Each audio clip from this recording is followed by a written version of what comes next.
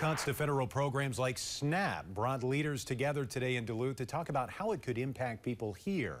A roundtable was held at Second Harvest Northland for leaders and community members to talk about the importance of the SNAP program and resources like Second Harvest.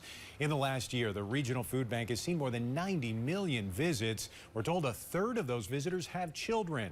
And local leaders say cuts to SNAP will impact their well-being. If I have higher bills, my food suffers, my food bill suffers. And I've always depended upon the SNAP to supplement that because it's something that I needed.